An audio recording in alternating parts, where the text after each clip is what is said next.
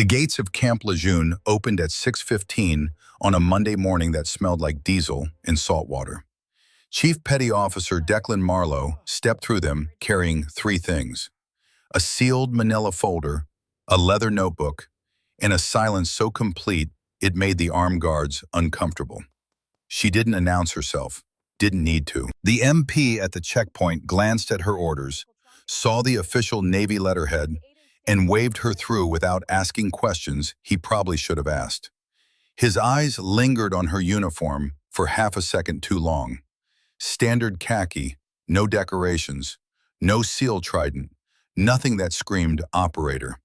Just another admin body being shuffled between bases like paperwork with legs. Exactly what she wanted him to think. Inside the main administrative building, Sergeant Reeves barely looked up from his computer screen when she handed over her documentation. He scanned the header, typed something into his system, and slid a facility map across the counter. Barracks 7, East Wing. You're bunking with the evaluation team. Dex took the map without comment, folded it once, tucked it under her arm. Cafeteria opens at 0600, closes at 2100. Don't be late or you don't eat. She nodded. Any questions? No. Reeves finally looked at her then, really looked. His eyes traveled from her auburn hair pulled tight in a regulation bun down to the boots that had seen more miles than most people's cars. Something flickered across his face. Confusion, maybe, or recognition of something he couldn't quite name. You need an escort to your quarters? I'll manage. She walked out before he could offer again. The base sprawled across North Carolina flatland like a small city built from concrete and bad decisions. Buildings numbered in a system that made sense to someone once, but had long since dissolved into institutional chaos. Dex walked the perimeter first. Habit. Always know your exits. Always understand the terrain. 20 minutes later, she found Building 12. The official brass plaque beside the entrance read, Joint Tactical Combat Training Center. Below it, someone had carved into the concrete with what looked like a knife. The Octagon. The letters were rough, angry, permanent. She pushed through the double doors. The smell hit her immediately. Sweat. Vinyl. That particular kind of testosterone-soaked air that clings to fight gyms and locker rooms. The hallway opened into a massive training bay. Mats covered the floor in regulation blue. Equipment lined the walls. Heavy bags hung from reinforced ceiling mounts like bodies waiting for punishment. But it was the board that caught her attention. Mounted on the far wall, 8 feet tall and impossible to miss, the belt hierarchy. Black belts at the top in gold lettering. 8 names, all Marines. Below them, colored belts descending in order of rank, like a feudal system made of cotton and ego. At the very bottom, a small section labeled Navy/Air Force. Someone had taken a Sharpie and written across it, Participation Trophies. Dex studied it for exactly 3 seconds, memorized every name, every rank, then moved on. Bay 3 was already occupied. 30 Marines, maybe more, clustered around the center mat where 2 men grappled with the kind of intensity that suggested this wasn't practice. This was dominance. The taller one, 6'2", and built like someone who lived in the weight room, cranked a Kimura lock on his opponent with surgical precision. Too much precision. The other man tapped. Once, twice, 3 times. The tall one held it for another full second. When he finally released, the crowd erupted. Cheers, whistles. Someone whooped like they just watched a knockout. Dex walked to the far corner, set her notebook down on the bench, opened it to a blank page, pulled a pen from her pocket, and began to write. The tall Marine noticed her after his next roll. He stood in the center of the mat, hands on hips, chest heaving, grinning at his friends like a Roman emperor surveying his Colosseum. Then his eyes landed on her. Yo! His voice carried across the entire bay. Who let the secretary in? Laughter rippled through the crowd, sharp, immediate, the kind of laughter that feeds on itself. Dex didn't look up. Her pen kept moving across the page in smooth, controlled strokes. The Marine walked closer. His gait was loose, confident, the stride of someone who'd never been told no in this particular room. He stopped 3 feet from her bench. "You lost, ma'am? Admin offices are in Building 6. Still nothing. Or maybe you're here to take notes. Write up how awesome we are for some Navy newsletter." More laughter. Someone behind him called out, "She's probably going to report us for being too badass." Dex finished her sentence, drew a small diagram in the margin. Then, without lifting her eyes from the page, spoke one word. "Observing." The Marine blinked. "Observing what?" "Training protocols." He glanced back at his friends, eyebrows raised in theatrical confusion. "Protocols. Okay, cool. You got a name, Observer?" "Chief." "Chief what?" She turned a page, started a new entry. "That's sufficient." The Marine opened his mouth to respond, but another voice cut through the tension. "Halstead, get back on the mat. You're wasting time." The speaker was older, harder, with the kind of presence that didn't need volume to carry authority. Staff Sergeant Gideon Webb stood near the equipment racks, arms crossed, expression unreadable. His eyes flicked to Dex for half a second. Something passed between them. Recognition, maybe, or warning. Halstead shrugged, flashed a grin at Dex, and jogged back to the center mat. "Just being friendly, Sergeant." "Be friendly by training." The session resumed. But every few minutes, Halstead's eyes drifted back to the corner where Dex sat. And every time, she was writing. Always writing. What he couldn't see, what none of them could see, was what she was actually documenting. Her notebook wasn't filled with administrative observations or protocol checklists. It was a technical breakdown of every fighter in the room, biomechanical analysis, weakness mapping, force vectors, and leverage points illustrated with the kind of precision that came from years of studying human movement as a weapon. Next to Halstead's name, she'd written, "Drops right shoulder 0.3 seconds before shoot. Weight distribution 70% forward. Vulnerable to pivot counters and hip rotation redirects. Ego prevents defensive adjustment." Below that, a small sketch. His body mid-takedown, arrows showing the angles of force, the points of failure. She'd been in the room for 11 minutes and already had enough data to dismantle him. By the time the session ended, 3 more Marines had tried to engage her. All got the same treatment. Minimal words, maximum disinterest. They left frustrated, confused, vaguely insulted. Gideon Webb was the last one in the bay. He waited until the others filed out toward the showers, then approached her bench with the careful gait of someone who'd learned to read danger in stillness. "Chief Marlowe." She looked up. First time she'd made eye contact with anyone all morning. "Staff Sergeant Webb. You know who I am? Your name's on the duty roster. You've been at Lejeune for 6 years, 3 deployments, 2 Bronze Stars, currently assigned as Senior Enlisted Advisor for Combatives Training." Webb's expression didn't change, but something shifted behind his eyes. "You do your homework." "It's my job." "And what exactly is your job, Chief?" Dex closed her notebook, stood. She was 5'5". Webb was 6 feet even. The height difference didn't seem to bother her. "Evaluation." "Of what?" "That depends on what I find." Webb studied her for a long moment, then quietly, "How long are you here?" "As long as it takes." He nodded slowly. "Fair enough. Word of advice, Chief. The boys in this bay, they don't take kindly to outsiders, especially ones who sit in corners taking notes. I've noticed. It's going to get worse before it gets better." "I'm aware." Webb almost smiled. "Almost. You need anything? My office is Building 9. Doors always open." "Appreciated." He turned to leave, then paused. "Your brother, Captain Ethan Marlowe. I served with him. Kandahar, 2019. Dex's mask didn't crack, but her fingers tightened on the notebook. Just slightly. Just enough. "He was a good man," Webb continued. Best combat instructor I ever met. He talked about you sometimes. Said you were the real warrior in the family. He was wrong. Was he? She didn't answer. Webb nodded once, understanding the shape of grief, even when it wore silence like armor. If you need anything, Chief, anything at all. Then he left.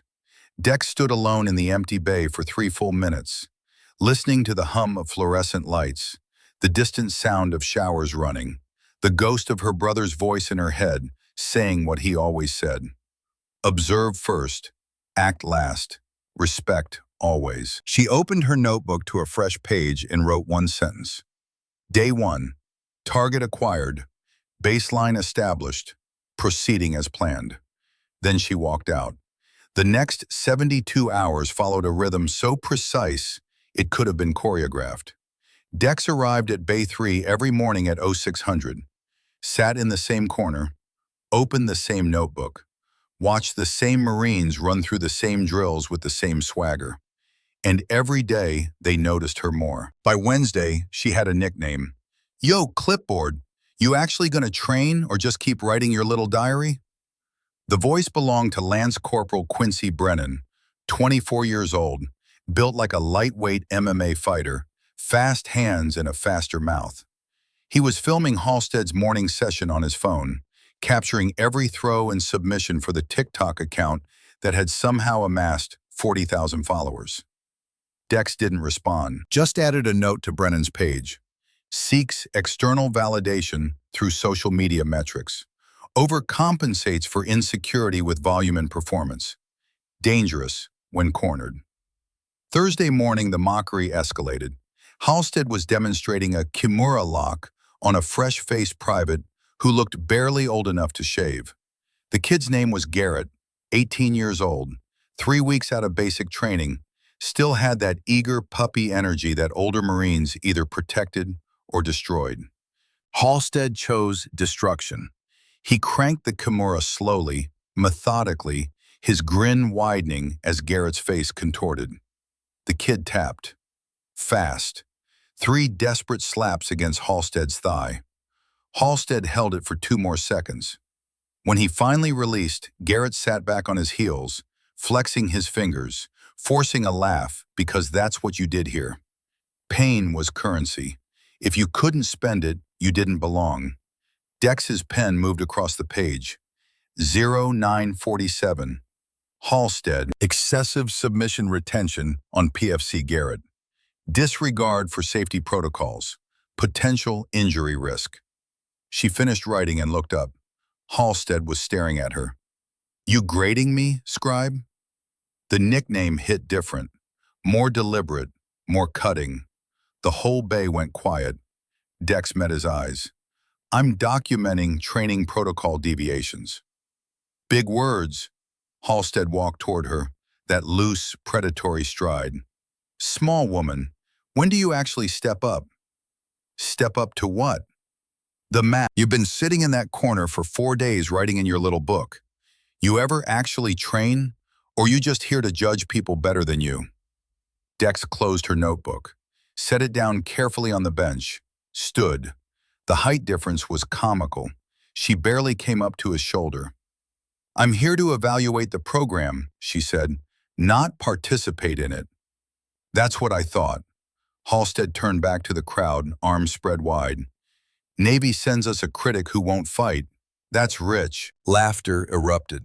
Loud. Performative. Dex sat back down, opened her notebook, continued writing. But Halstead wasn't done.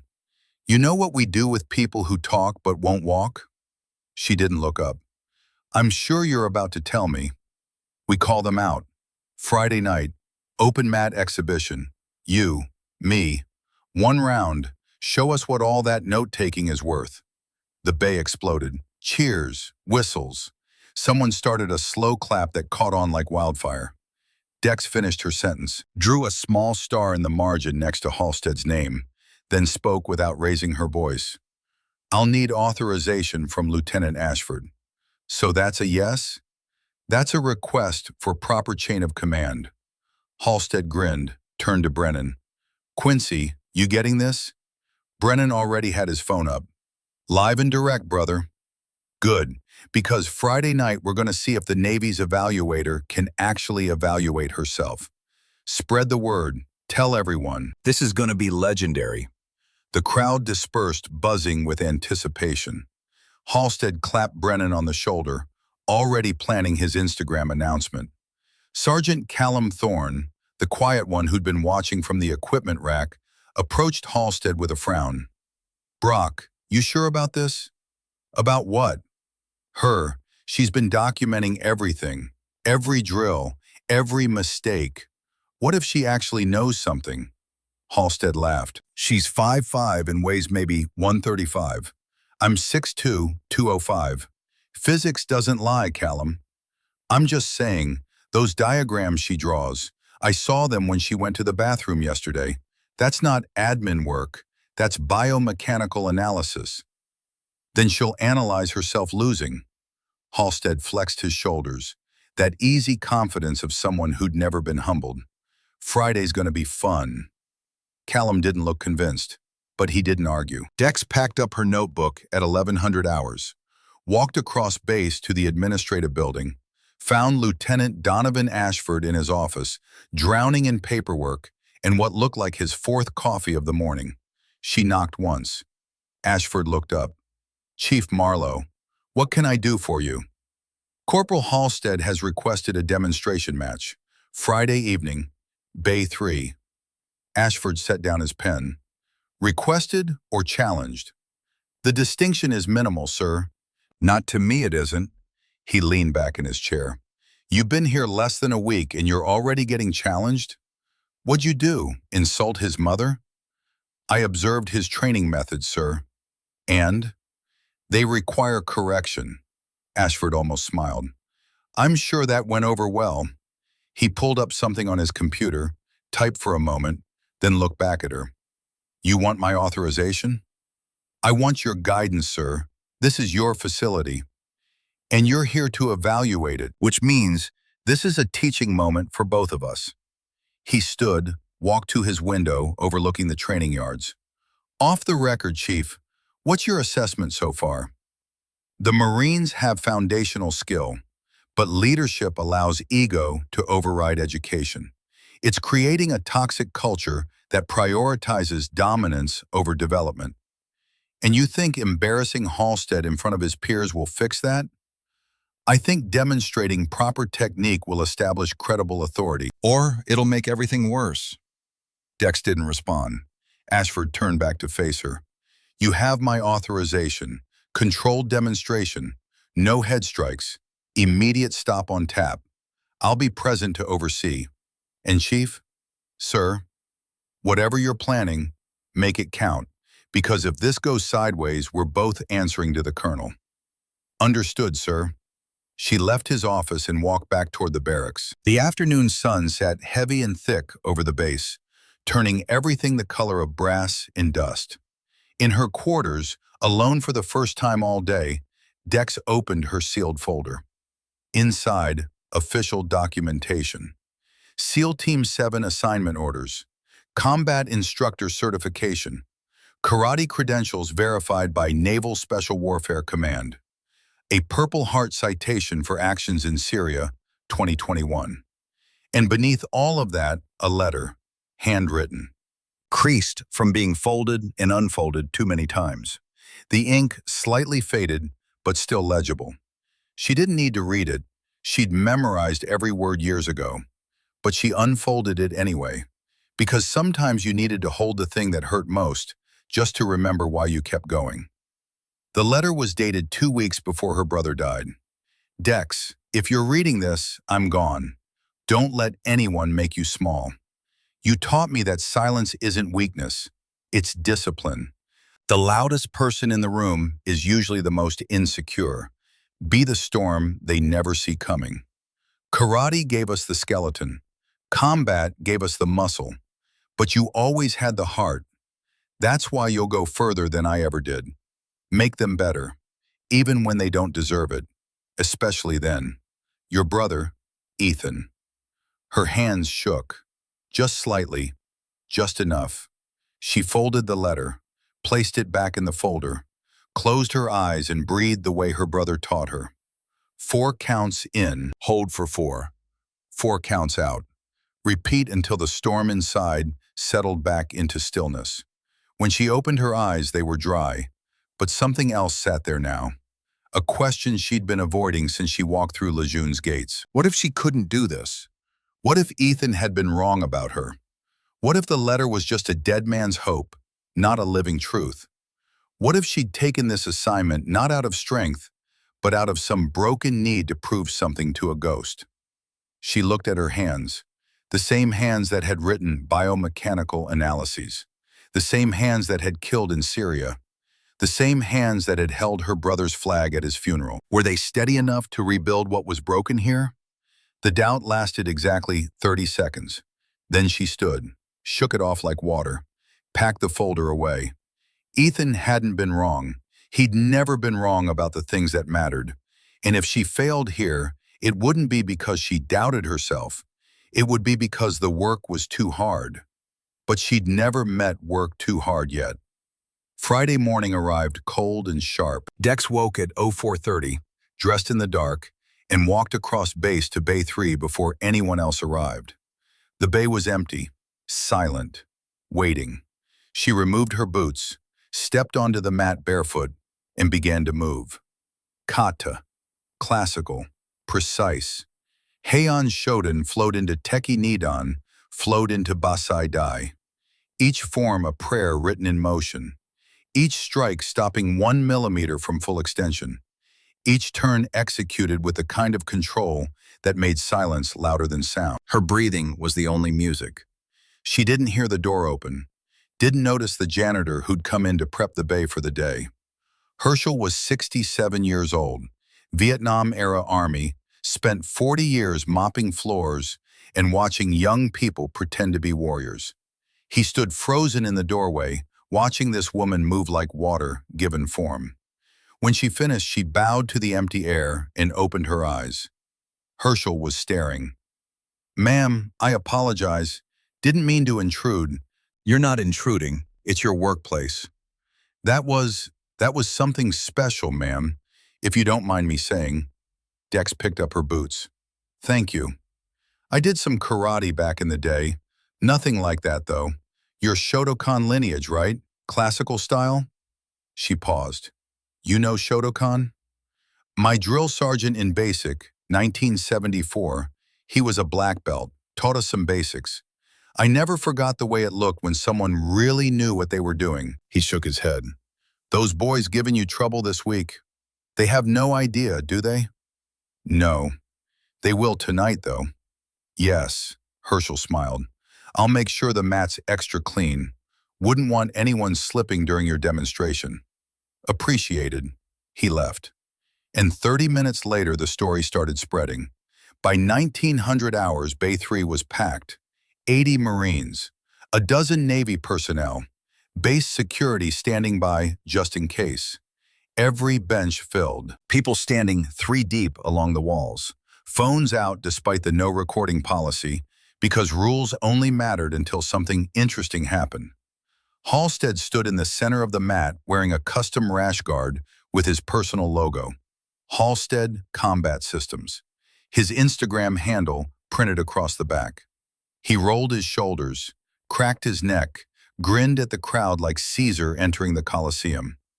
Brennan was already live streaming. Tonight we find out if the Navy evaluator can actually evaluate herself. Stay tuned, folks. This is about to be legendary. Dex entered through the side door at 1915. She wore standard PT gear. No flash, no branding. Hair pulled back tight, face completely neutral. She walked to the corner, set down her notebook, and waited. The crowd noise dropped by half. Then the door opened again, and Lieutenant Ashford walked in, his presence sucking the rest of the sound out of the room. "Listen up." His voice cut through the bay like a blade. "This is not a sanctioned event. This is a controlled demonstration under my direct supervision. Anyone who has a problem with that can leave right now." No one moved. "Corporal Halstead, you requested this demonstration?" "Yes, sir. And you understand this is being conducted under strict protocols. No head strikes, controlled takedowns only, immediate stop on tap. Yes, sir. Chief Marlowe, you consent to this demonstration? Dex stepped forward. I do, sir. Ashford pulled out a tablet, typed something, turned it toward Halstead. Sign this waiver. Halstead barely glanced at the screen, scribbled his signature with his finger. What he didn't read, what he was too confident to care about, was the clause in small print at the bottom. Participant acknowledges evaluator may possess classified credentials and specialized training that may result in significant skill disparity and personal reassessment of combat competence. Brennan saw it. Bro, did you read? Don't need to. I've got 47 consecutive wins in this bay. She's got a notebook and a bad attitude. Halstead turned to the crowd, arms spread wide. Let's do this. The crowd erupted. Ashford raised one hand for silence. Got it immediately. Chief Marlowe, remove your outer layer. Dex pulled off her jacket slowly, methodically. The compression shirt underneath revealed what the jacket had hidden. On her right forearm, a tattoo in precise Japanese kanji. Budong Shin, Fudo Shin, immovable mind. Across her knuckles, white scar tissue forming geometric patterns. The kind of scarring that came from years of breaking boards and bones. Her left shoulder, visible through the tight fabric, a small, circular scar. Shrapnel, recent enough to still be pink. The crowd went quiet again. Callum leaned toward Brennan. That's not civilian training, that's operator-level damage. Brennan's live stream chat was exploding. Someone had paused the feed and zoomed in on the tattoo. Comments flooded in. That's legit Dojo Inc. Those knuckles, though. Wait, is she actually military spec? Halstead noticed the scars. His grin faltered, just for a second. Then he forced it back. Nice ink. Doesn't change physics. Dex stepped onto the mat. No warm-up, no stretching. Just walked to center and stood with her feet shoulder-width apart. Hands open at her sides. Weight distributed perfectly, 50-50. Ashford stepped between them. Rules one more time. No head strikes. Controlled takedowns. Tap means immediate stop. You break these rules, you answer to me personally. Clear? Both nodded. Begin. Halstead circled left, loose, confident, already thinking about the Instagram post he'd make later. He feinted a jab, tested her reaction. She didn't flinch, didn't move, just tracked him with eyes that had seen worse things than gymnasium theatrics. He came in again, faster, feinted high, shot low for his signature double-leg takedown, the move that had worked 47 consecutive times. It didn't work 48. Dex stepped offline 15 degrees, just enough. Her left hand caught his lead wrist mid-extension. Her right hand guided his elbow past her center line. Then she rotated her hips. The principle was koshi-nagi, hip throw, but executed with such precision it looked like physics itself had turned against him. Halstead's feet left the mat. For 0.4 seconds he was airborne, weightless, his brain struggling to understand what trajectory he was on. Then he hit. The sound was clean, definitive. Whump! Before he could process what happened, Dex flowed into kesagatame, scarf hold, her knee posted against his shoulder, his wrist still controlled, pressure applied with surgical precision, enough to immobilize, not enough to injure. Halstead tapped, immediately, desperately. Dex released and stood in one fluid motion, extended her hand to help him up. He ignored it, stood on his own. His face had gone from cocky grin to pure confusion in the span of 3 seconds. The bay was silent. Then someone laughed, nervous, uncertain. Halstead forced his own laugh, too loud. She caught me off guard. Won't happen again. He reset, came in harder, more aggressive, tried to use strength instead of technique. Dex waited, read his movement, stepped offline again, this time into a Harai Goshi variation, sweeping hip throw, used his momentum, added her rotation, and guided him back down to the mat like she was teaching a child how gravity worked. Another pin, another tap. She released again, stood again, extended her hand again. This time he took it. When he was back on his feet, his grin was gone. His eyes had changed. The crowd had changed. Everything had changed. Ashford's voice cut through. Second demonstration, Sergeant Thorne, you're up. Callum's head snapped toward the lieutenant. Sir? You question the chief's methods. Prove they're wrong. Callum stepped onto the mat slowly. None of Halstead's swagger, just careful, analytical assessment. He bowed. Dex returned it. They circled each other like chess players considering the board. Callum tried grip fighting first, testing her controls, looking for weaknesses in her structure. Dex allowed the initial contact, then flowed. Every time he tried to establish dominance, she redirected. Every time he pushed, she pulled. Every time he pulled, she pushed. It was like fighting water. He shot for a single leg. She sprawled with perfect timing, captured his back, transitioned to a crucifix position that left him completely immobilized. She leaned close enough that only he could hear. You're thinking 3 moves ahead. Feel 1 move at a time. He tapped. She released. When he stood, he looked at his hands like they belonged to someone else. That wasn't grappling, that was physics. It's both, Dex said quietly. Ashford, final demonstration, Brennan. Quincy almost dropped his phone. What? Sir, I'm not. You filmed without authorization. You mocked Chief Marlowe publicly. You participate or you face formal charges. Choose. Quincy set down his phone with shaking hands. He was smaller than the other two. Faster, more erratic. He bounced onto the mat like a bantamweight fighter, all nervous energy and unpredictable angles. Dex watched his center mass. Not his hands, not his feet, his core, the place where all movement originated. He faked left, spun right, attempted something that might have been a flying knee if he'd committed to it. Dex sidestepped, hip-checked him mid-spin, his momentum redirected. Then she executed D Ashi Barai. Advanced foot sweep, simple, classical, devastating. Quincy went down hard. Dex dropped to one knee beside him. Didn't pin him, just posted her weight near his sternum. Close enough to control, far enough to show mercy. Speed without structure is just panic, he tapped before she even applied pressure. The bay was silent except for Quincy's breathing. Dex stood, looked at Ashford. Demonstrations complete, sir. Ashford nodded, turned to the crowd. Chief Marlowe, state your full qualifications for the record.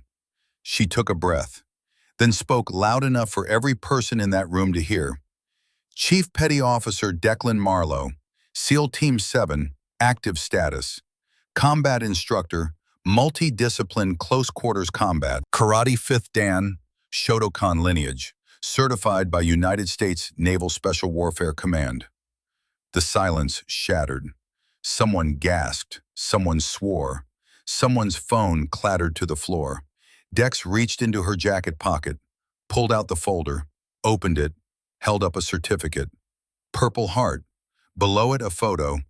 Dex in dress whites receiving the medal from an admiral whose face was blurred for security purposes. Staff Sergeant Webb stepped forward from where he'd been watching near the door. Her call sign in the teams, he said to the crowd, is Scalpel, because she cuts clean. Every eye in the room was on her now. Halstead's voice cracked when he finally spoke. Why didn't you tell us? Dex met his eyes. You didn't ask. You saw a woman with a clipboard and built a fantasy around your assumptions. Brennan sat up slowly.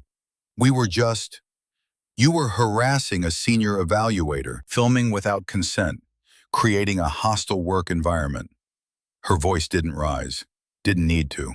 That's not training, that's abuse disguised as tradition. We didn't know. You didn't care to know. There's a difference. Webb stepped forward again. Her brother was Captain Ethan Marlowe, DEVGRU, Navy Cross recipient, Killed in action, Afghanistan, 2019. He pulled up his phone, projected an image onto the wall screen that someone had set up for Brennan's live stream. The photo showed a younger Ethan in dress uniform receiving the Navy Cross. The citation beneath it: for developing the Marlowe Close Quarters Combat Method, now taught across Joint Special Operations Command. Dex's voice finally showed something other than steel. He taught me karate was the skeleton. Everything else is just muscle memory built on that foundation. The room had gone so quiet you could hear the ventilation system. Ashford let the silence sit for 5 more seconds. Then, "Bay is dismissed. Everyone out. Now." The crowd filed out in stunned silence. When the room was empty except for Ashford, Webb, and the 3 Marines, the lieutenant spoke. "You 3, conference room, 0800 Monday. Bring your service records. You're going to need them." They left. Only Dex and Webb remained. Webb walked over to where she stood in the center of the mat. "You okay?" "I'm fine." "That wasn't easy, exposing yourself like that." "It was necessary. Ethan would be proud." Dex's jaw tightened, just barely. "Don't." "Sorry." She picked up her notebook, her jacket, started toward the door. "Chief," Webb called after her. She stopped, didn't turn around. "What happens Monday?" "That depends on them." Then she walked out into the North Carolina night, leaving Webb alone in a bay that would never feel quite the same again. In her quarters, Dex sat on the edge of her rack and opened the letter one more time. Be the storm they never see coming. She folded it carefully, placed it back in the folder, and allowed herself exactly 60 seconds to cry for a brother who taught her how to fight, but never got to see her become the warrior he always said she'd be. Then she dried her eyes, took 3 deep breaths, and began preparing for Monday. Because the storm had arrived, now came the real work. Monday morning arrived with the weight of consequence. At 0745, 3 Marines stood outside Conference Room B in Building 9. Dress uniforms, spit-shine boots, spines straight, faces carved from stone and regret. None of them spoke. At 0758, the door opened. Lieutenant Ashford stood there holding a tablet and an expression that could have etched glass. Inside, they filed in. The conference room was small, windowless, lit by fluorescents that hummed like insects trapped in amber. A rectangular table dominated the space. 6 chairs, 4 of them occupied. Ashford at the head, Staff Sergeant Webb to his right, a JAG officer, Captain Winters, to his left. And at the far end, back straight, hands folded on the table, Chief Petty Officer Declan Marlowe. She didn't look at them when they entered. The 3 Marines sat. Ashford let the silence build for 10 full seconds. Then he tapped his tablet and a video began playing on the wall screen. Bay 3, Thursday morning. Brock applying the Kimura to Private Garrett. The angle was perfect. High-mounted camera, crystal clear resolution. You could see everything. The excessive torque, Garrett's face contorting. The 3 frantic taps. Brock holding for 2 more seconds. The forced laugh afterward. Timestamp, 0947. The video stopped. Ashford tapped again. New footage. Quincy filming Dex in the cafeteria, zooming in on her eating alone. The audio captured. Navy doing recon on chicken nuggets. Laughter from whoever was watching over his shoulder. Timestamp, 1214. Stop. Another tap. Another video. Callum and Brock in the locker room, Friday afternoon. Audio only this time, but clear enough. Brock's voice. She's 5'5" and weighs maybe 135. I'm 6'2", 205. Physics doesn't lie. Callum's response. What if she actually knows something? Brock. Then she'll analyze herself losing. Stop. The silence in the room had weight now. Pressure. The kind that made breathing feel optional. Captain Winters spoke for the first time. Her voice was surgical. This facility has full video surveillance, audio in common areas. All footage is stored for 90 days and reviewed weekly for training quality assurance. She looked at each Marine in turn. You were warned about this during orientation. You signed acknowledgement forms. Did you forget? Or did you simply not care? No one answered. Winters continued. Over the past week, we've documented 17 instances of harassment directed at Chief Marlowe, 12 unauthorized recording incidents, 4 safety protocol violations during training, and 1 formal challenge issued in what can only be described as a hostile work environment designed to humiliate a senior evaluator. She tapped her own tablet. A document appeared on screen. These are the charges being considered. Article 92, failure to obey order or regulation. Article 93, cruelty and maltreatment. Article 134, general article covering conduct unbecoming. Brock's face had gone pale. Quincy looked like he might be sick. Callum stared at the table. Ashford leaned forward. Before Captain Winters proceeds, Chief Marlowe has something to say. You will listen without interruption. Dex stood. She didn't walk around the table, didn't move toward them, just stood at her end and spoke with the kind of calm that made fury look like weakness. I was sent here by Naval Special Warfare Command to evaluate this facility for potential closure. Brock's head snapped up. The Joint Tactical Combat Training Center was flagged 6 months ago following 3 separate reports of toxic culture, gender-based harassment, and unsafe training practices resulting in injury. My orders were to observe for 2 weeks and submit a recommendation. She paused. Shutdown or continuation? Quincy's voice cracked. Because of us? Because of what you represent. Dex's eyes moved across each of them. A system that prioritizes ego over education, dominance over development, performance over purpose. We didn't know. You didn't ask. Her voice cut clean. You saw someone different and decided they were less. You built an entire narrative without a single fact. That's not training culture. That's tribalism. And tribalism gets people killed in combat. The weight of that statement settled over the room like fallout. Chief Marlowe could have recommended immediate closure Friday night. This facility would be dismantled by end of month. Every Marine here would be reassigned. Your records would carry the stain of being part of a failed program. He let that sit. She didn't. Brock looked at Dex for the first time. Really looked. Why not? Dex sat back down. Because I saw something else too. Foundational skill, technical aptitude, the potential for excellence buried under layers of ego and bad leadership. She folded her hands again. You're not bad Marines. You're poorly guided ones. There's a difference, Winters. Which brings us to the decision point. Chief Marlowe has submitted a conditional recommendation. She pulled up a new document. 90-day Cultural Reformation Program. Chief Marlowe supervises. You comply with new protocols.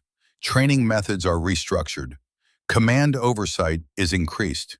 If successful, the facility continues with a new charter emphasizing respect-based instruction. She looked at the 3 Marines. If you fail or refuse participation, formal charges proceed and this facility closes permanently. The air in the room felt thin. Ashford, this is a one-time offer. You have 60 seconds to decide, starting now. The clock on the wall ticked. Brock stared at his hands. The same hands that had cranked submissions too hard, that had grabbed for dominance instead of discipline. Quincy looked at the tablet that wasn't in his pocket because they'd confiscated it that morning. Callum's analytical mind was already running calculations.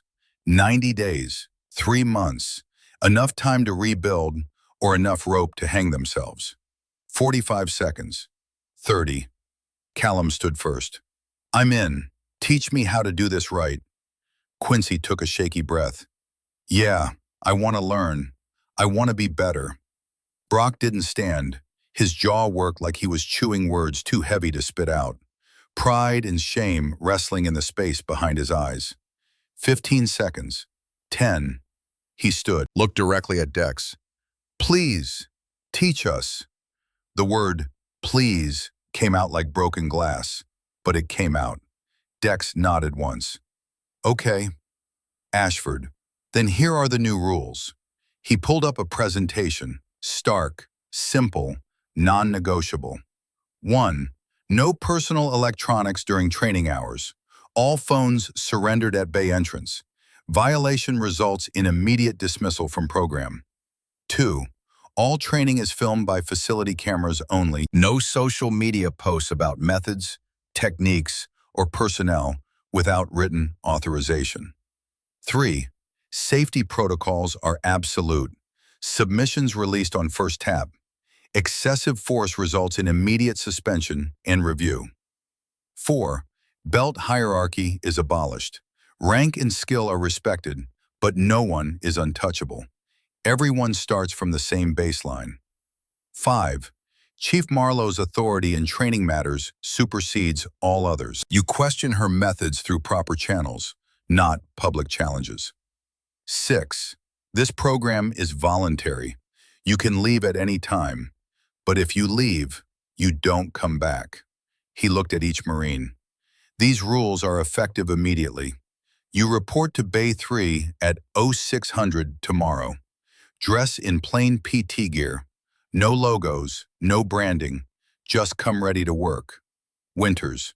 The formal charges are suspended pending successful completion of the 90-day program. Your records will be flagged but not permanently marked unless you fail. Consider this the only second chance you will receive in your careers. Webb spoke for the first time. Gentlemen, I've been doing this for 23 years. I've seen programs like this destroy people, and I've seen them rebuild them. Which one happens depends entirely on whether you can check your ego at the door and actually listen. He glanced at Dex. You've been given a gift, a teacher who knows more about real combat than anyone in this facility. Don't waste it. Ashford. Dismissed. We'll see you tomorrow morning. The 3 Marines stood, saluted, and left in silence. When the door closed, Winters looked at Dex. You sure about this, Chief? 90 days is a long time to babysit grown men who should know better. They'll learn or they won't, Dex said. Either way, we'll have our answer, Ashford. And if they don't? Then the facility closes, and I write the report I was originally sent to write. Fair enough, he stood. I'll have the updated protocols distributed by end of day. Anything else you need? Access to the equipment budget. Some of the gear is outdated. Done. Anything else? Dex paused. Permission to bring in an outside consultant, someone who understands reformation through discipline. Ashford raised an eyebrow. Who? Gunnery Sergeant retired Franklin Hayes. He ran the Marine Corps Martial Arts Program instructor course for 15 years. Now he consults on cultural issues in combat training environments. Webb nodded. I know Hayes, good man, tough but fair. I'll make the call, Ashford said. If he's available, he's approved.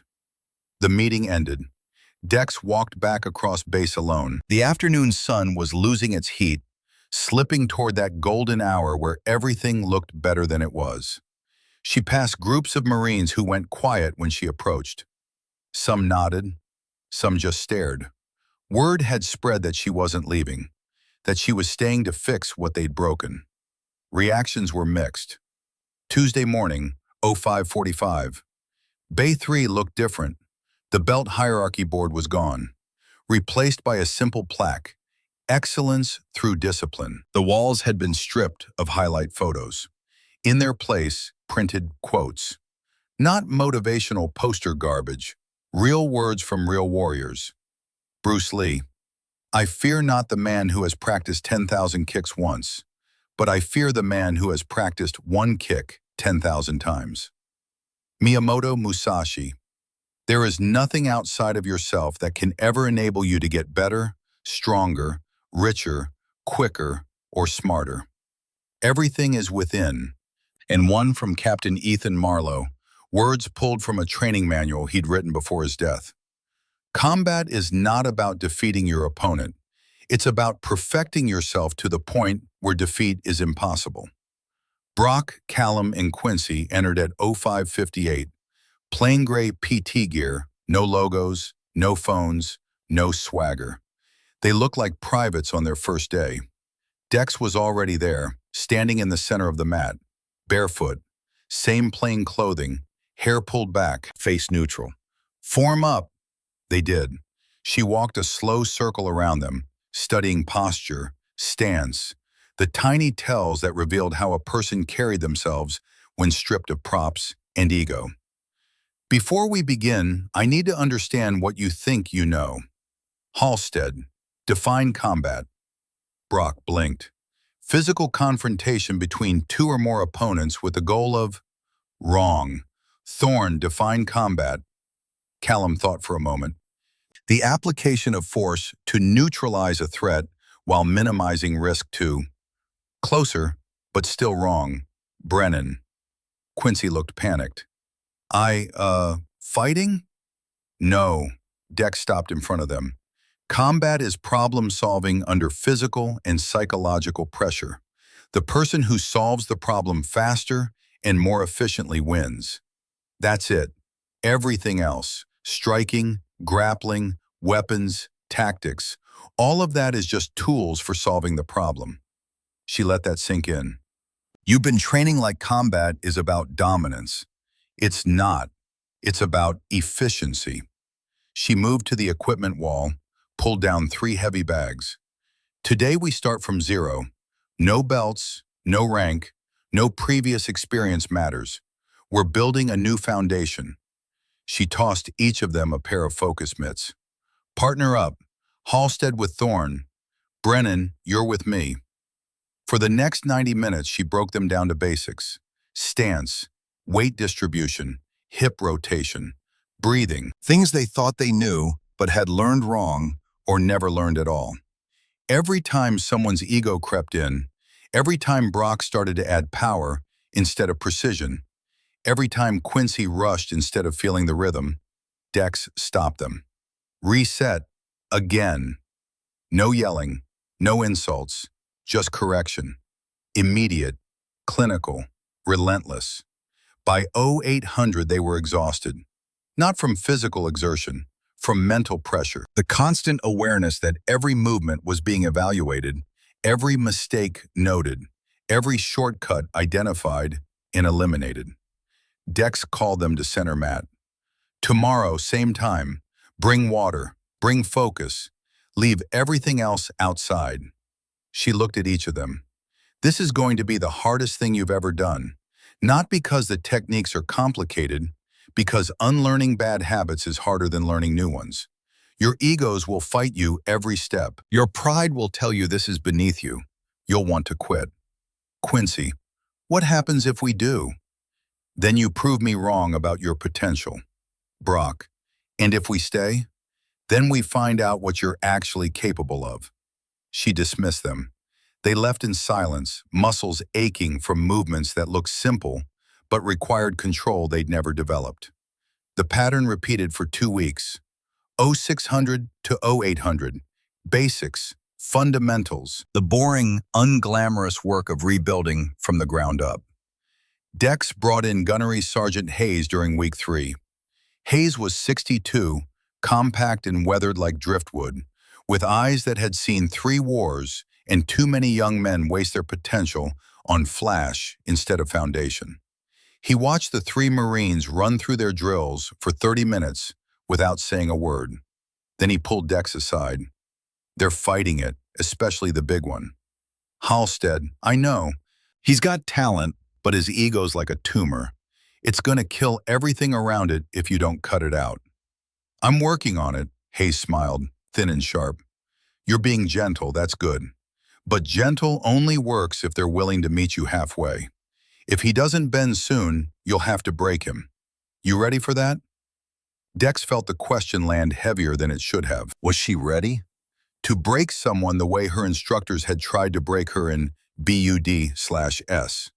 To use pain as a teacher the way Ethan had warned her against. She looked through the observation window at Brock running through a basic hip rotation drill. His form was better than week 1, but his eyes still carried that resistance, that voice saying this was temporary. "If it comes to that," she said quietly, "I'll do what's necessary." Hayes studied her face. "You sure? Because breaking someone isn't the same as reforming them.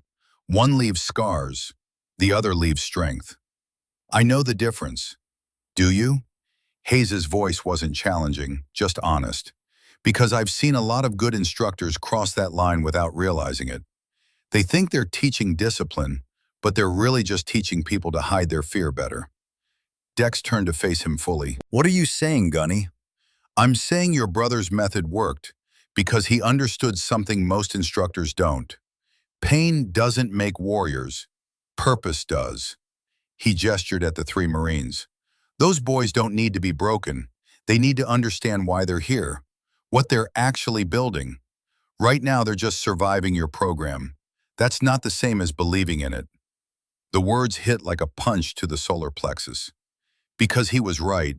She'd been so focused on technique, on protocol, on making them comply, that she'd forgotten to make them care. "So what do I do?" Hayes smiled. "You already know. You just need permission to do it." "Permission for what?" "To be human. To tell them why this matters to you, why you're here." He paused. "They don't know about Ethan's method. They don't know what you're trying to build. All they know is you're hard on them, and they don't understand why."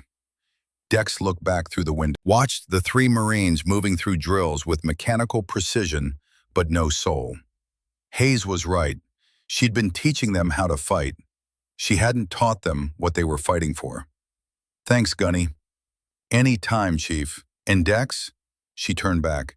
"Your brother would be proud, not because you're tough, because you're willing to learn." After Hayes left, Dex stood alone in the observation room for 10 minutes, thinking about purpose and pain and the difference between breaking people and building them. Then she made a decision. The next morning, she changed the program. "Sit," she told the three Marines when they entered Bay 3 at 0600. They exchanged glances but sat. Dex sat with them, not in front of them, with them, on the same level. "I've been doing this wrong," she said. Brock blinked. Callum leaned forward slightly. Quincy just stared. "I've been teaching you technique without context, making you comply without understanding. That's not reformation. That's just indoctrination with better lighting." She looked at each of them. "So before we go any further, you need to know why I'm doing this, why I'm here, why any of this matters." She pulled out her phone, opened a photo, passed it to Brock. The image showed a younger Dex, maybe 22, in full combat gear standing next to a man who looked like her, but wasn't. He was taller, broader, with the same intense eyes and the same quiet intensity. "That's my brother, Captain Ethan Marlowe, taken in Afghanistan 6 months before he died." The three Marines went very still. "He developed the Marlowe method, the close-quarters combat system that JSOC uses now. But before he did that, he spent 10 years trying to figure out how to train people without destroying them." She took the phone back. "He saw what I'm seeing here. Talented people being ruined by instructors who thought dominance was the same as discipline, who confused pain with teaching." She stood, walked to Ethan's quote on the wall. "Combat is not about defeating your opponent. It's about perfecting yourself to the point where defeat is impossible." She turned back to them. "That's what we're building here. Not warriors who win by being meaner or tougher. Warriors who win by being better, more skilled, more controlled, more disciplined." She paused. "Ethan died before he could see his method adopted across the military. But I'm here to finish what he started, to prove that you don't have to break people to make them strong." Brock spoke first. His voice was quieter than usual. "Why didn't you tell us this before?" "Because you weren't ready to hear it. You were too busy defending your egos to listen to anything that challenged them." She sat back down. "But you're ready now. I can see it. The question is whether you believe it." "Callum." "Believe what?"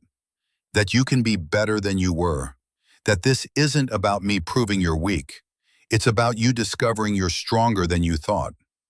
Quincy swallowed hard. What if we're not? What if we can't do this? Then we find out together. But you don't get to quit before you know. She looked at all three of them. So I'm asking you now, not as your instructor, as someone who believes you have potential you haven't tapped yet. Do you want to keep going? Actually going, not just surviving. The silence stretched. Then Brock said, "Yeah, I do." Callum, "Me too." Quincy nodded. "Let's do this." Dex stood. "Good. Then let's get to work." And from that day forward, everything changed. Not overnight, not magically, but gradually, like ice melting under steady pressure. By week 4, the basics had become less painful. Muscle memory was forming. Callum started asking technical questions that showed he was thinking deeper than the surface. Quincy's nervous energy was channeling into focus instead of chaos. Brock remained the hardest case, but even he was softening. The resistance in his eyes was fading, replaced by something else. Curiosity, maybe, or the first glimmers of genuine respect. Week 5, Friday afternoon. New recruit arrived. Private Sloan Barrett, 20 years old, blonde hair in a tight regulation bun, farm strong from growing up in Idaho hauling hay bales and fixing tractors. She'd scored perfect marks in basic training and requested assignment to advanced combatives. She walked into Bay 3 at 1400 hours, carrying her gear and a nervous kind of hope. Brock was running solo drills in the corner. He saw her, started to grin, started to say something that would have sounded like every other meathead comment she'd heard since joining the Marines. Then he saw Dex watching. The grin died. He walked over, extended his hand. "Private Barrett, welcome. I'm Corporal Halstead. We'll get you oriented and make sure you're trained properly." Sloan shook his hand, surprised. "Thank you, Corporal. We take training seriously here. Respect-based instruction. Chief Marlowe's the lead. She'll get you squared away." It was the first time Brock had deferred to anyone publicly since the program started. Dex nodded once. Progress. She spent an hour with Sloan, running through the basics, establishing baseline skill, explaining the program philosophy. When Sloan left, Dex found Brock still in the bay, working through kata movements he'd learned 3 weeks prior. She watched from the doorway. His form was better, not perfect, but measurably improved. The big theatrical movements had been replaced with efficiency. His breathing was controlled, his transitions smoother. He finished, bowed to empty air, and turned to find her watching. "Chief, didn't hear you come in. Your kata's improved. Still feels weird, all this formal stuff." "Formal isn't the point, control is." Brock nodded, then quietly, "I almost said something to Barrett, something I would have said 5 weeks ago." "I know, but I didn't." "I know that too." He sat down on the bench, rubbed his face with both hands. "This is harder than I thought it'd be. Not the physical stuff. The other part. Changing how I think. That's the real work." "Yeah." He looked up at her. "Can I ask you something?" "Go ahead." "That kid I hurt, Garrett, I keep thinking about that. The way I held the submission too long because I could. Because it made me feel, I don't know, powerful, I guess." His voice dropped. "How do you forgive yourself for that kind of thing?" Dex sat down next to him. Not close, just near enough to be present. "You don't forgive yourself. You become better. That's the only real apology." "Is it enough?" "It's all any of us have." Brock was quiet for a long time. Then, "My dad was a Marine, gunnery sergeant, tough as they come. He used to say weakness was a choice, that if you were soft, you deserved to get crushed." He laughed, but there was no humor in it. "I've been trying to prove I wasn't weak my whole life. Turns out I was just being an asshole." "You were being what you were taught." "That an excuse?" "No, it's context. What you do with it now is what matters." He nodded slowly, stood. "Thanks, Chief." "Halstead," He turned back. That thing you almost said to Barrett? The fact that you caught yourself? That's progress. Hold on to that. Something in his face shifted. Not quite a smile, but close. He left. Dex stayed in the empty bay for another hour, moving through forms in the fading light, thinking about all the people who'd told her she didn't belong in places like this. Week 7 brought the visiting delegation. Canadian Joint Task Force 2, Elite Special Operations. They'd requested a training exchange, wanted to observe modern combatives integration techniques. Ashford approved it as a test. If the reformation was working, it would show. The Canadians arrived Tuesday morning. 4 operators, 1 commander. Professional, respectful, the kind of quiet competence that came from doing hard things in hard places. Their commander, Major Rousseau, watched Dex run the 3 Marines through advanced flow drills. Partner kata, application of principles under pressure, defensive sequences that required perfect timing and zero ego. After 40 minutes, he leaned toward Ashford. This is exceptional instruction. Who developed the curriculum? Chief Marlowe.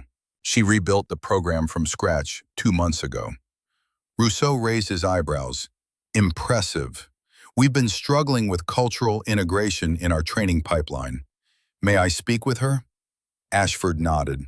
During the break, Rousseau approached Dex. Chief Marlowe, your methodology is remarkable. We've tried similar reforms in our program but keep hitting resistance. How did you overcome it? I didn't overcome it. I gave them a choice. Change or fail. Then I made changing easier than failing. Through what mechanism? Consistency. Standards applied equally. No exceptions for ego or rank. And consequences that mattered. Rousseau nodded thoughtfully. Would you be willing to consult on our program? 2 weeks Canada, full accommodations provided. Dex glanced at Ashford. He gave a small nod. After this program concludes, week 14. Excellent, I'll coordinate with your command. The Canadians stayed for 2 more days. On the final day, they requested a demonstration. Dex looked at Brock, Callum, and Quincy. Your choice. Show them what you've learned. No pressure, no performance, just clean technique. The 3 Marines exchanged glances. Brock stepped forward. We're ready, Chief. They performed paired demonstrations. Brock and Callum showing the application of redirection principles under pressure. Quincy and Sloan running defensive flow drills that demonstrated control over chaos. No flash, no showboating, just technical excellence executed with quiet precision. When they finished, the Canadians applauded. Major Rousseau approached the 3 Marines personally. That was world-class instruction. You should be very proud. Brock surprised himself by saying, We're still learning, sir, but we're getting there. After the delegation left, Ashford pulled Dex aside. That went better than I expected. They're doing the work. Halstead especially, I've never seen that kid defer credit before. He's starting to understand that being good isn't about being better than everyone else. It's about being better than you were yesterday. You think they'll make it? All 90 days?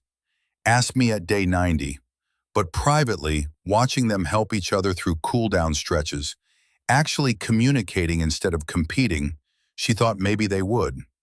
Week 9 brought the first real test. A visiting Marine unit from Quantico, the officer candidate school instructors, known for their old-school approach and open disdain for soft, modern training methods.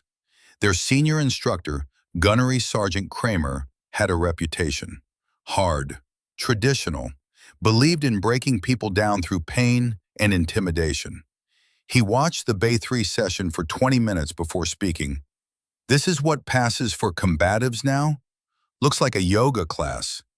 Dex didn't respond, just continued running the drill. Kramer walked onto the mat. With respect, Chief, real combat isn't this controlled. It's chaos, violence. These Marines need to be forged in fire, not guided through meditation. You're welcome to observe, Gunnery Sergeant, not to interrupt. I'm offering professional feedback. I didn't ask for it. Kramer's jaw tightened. Then maybe you should, because I see 3 Marines being coddled when they should be. Brock stood up. Gunnery Sergeant, with respect, Chief Marlowe's methods work. We're better fighters now than we were 2 months ago. Kramer looked at him like he'd grown a second head. Corporal, I wasn't addressing you. I know, Gunnery Sergeant, but you're addressing our instructor, and she's earned our trust. The bay went silent.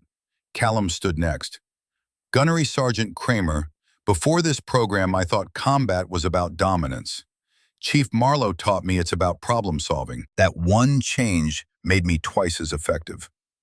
Quincy stood last, and she taught us that respect isn't weakness. It's the foundation of everything else. Kramer stared at the 3 of them, then at Dex. You've got them well trained, Chief. I'll give you that. They train themselves, Gunnery Sergeant. I just provided the framework. Kramer left without another word, but the message was clear. The 3 Marines had defended their instructor, publicly.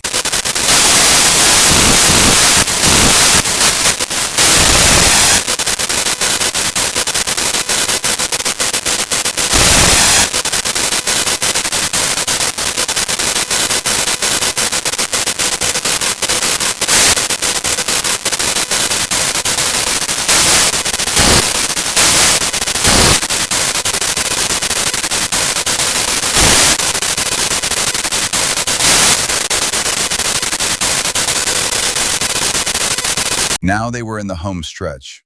14 weeks of reformation compressed into behaviors and habits that were starting to look permanent. Brock's Instagram had transformed. No more shirtless flexing. No more combat footage set to aggressive music. Instead, educational content, technique breakdowns, essays on the importance of respect in training environments. His followers had grown to 425,000. Comments filled with people saying they'd learned more from his recent posts than years of traditional training. Callum and Quincy had co-authored a technical manual, Integrated Combat Systems, bridging traditional and modern methodologies. It was under review by Naval Special Warfare Command for potential publication. Sloan had integrated seamlessly, her farm girl work ethic and lack of ego making her a natural fit for the reform culture. But it was a conversation in week 13 that changed everything. Late Friday night, Dex was alone in Bay 3, running through advanced kata, when Brock entered. Chief, got a minute? What's on your mind, Halstead? He sat on the bench, looking uncomfortable in a way that had nothing to do with physical pain. I got a message today, from a woman, Marine. She's at Camp Pendleton dealing with the same kind of toxic bullshit we created here. Harassment, intimidation, the whole thing. He looked up. She reached out because she saw my Instagram posts, asked if the reformation was real or just PR. What did you tell her? That it was real, that we were different now, better. He paused. Then she asked if I'd come talk to her unit, share what we learned, help them change their culture. Dex sat down next to him. What did you say? I said I'd have to ask my instructor. He met her eyes. So I'm asking, can I go? Can I try to help them the way you helped us? Something warm and unexpected moved through Dex's chest. Yes, but not alone. Take Thorne and Brennan. Make it a team effort. Seriously? You've learned enough to teach, that's the whole point. Brock nodded slowly, then quietly, Thank you, Chief, for not giving up on us. I didn't do anything. You did the work. Yeah, but you made us believe the work mattered. That's the difference. He stood to leave, then turned back. My dad called last week, first time in 2 years. He'd seen my posts, said he didn't recognize me anymore. Brock's voice was tight. I told him that was the point. Then he left. Dex sat alone in the empty bay, thinking about fathers and brothers, and all the ways people carry the weight of other people's expectations until they either break or learn to put it down. She pulled out her phone, opened the photo folder she never looked at. Pictures of Ethan, young and grinning in desert camis, older and serious receiving his Navy Cross. The last photo, taken 2 weeks before he died, showing him with his training class, arm around a young operator who looked terrified and determined in equal measure. Dex had that same look once. Maybe she still did. She sent a text to Rachel. "They're going to make it. All of them." Rachel responded immediately, "I'm proud of you." Dex typed, "Me too," for the first time in a long time. Then she put the phone away, stood, and continued her kata in the quiet darkness, moving like water given form, like silence given purpose, like a storm that had finally learned when to break and when to simply be. Week 14 started Monday, the final week. Ashford had scheduled a formal review for Friday, attestation ceremony if successful, program closure if not. Everything they'd built came down to 5 more days. But Tuesday morning, something unexpected arrived. A directive from Naval Special Warfare Command. Dex read it twice, then walked to Ashford's office. He looked up when she entered, saw her face. "What happened?" She handed him the tablet. He read. His expression shifted. "They want you in Virginia. Immediate reassignment. Fort Bragg's program is in worse shape than this one was. They need intervention before someone gets killed." "When do you leave?" "Friday, after the ceremony." Ashford leaned back in his chair. "That's fast. It's the job. These Marines, they don't know yet? I'll tell them Thursday. They're not going to take it well, especially Halstead. They'll be fine. They don't need me anymore." "You sure about that?" Dex looked out the window toward Bay 3. "They've got each other. That's better than any instructor." Thursday afternoon, after the final full training session, Dex gathered them in Bay 3. Brock, Callum, Quincy, Sloan, the 4 people who'd rebuilt themselves into something better.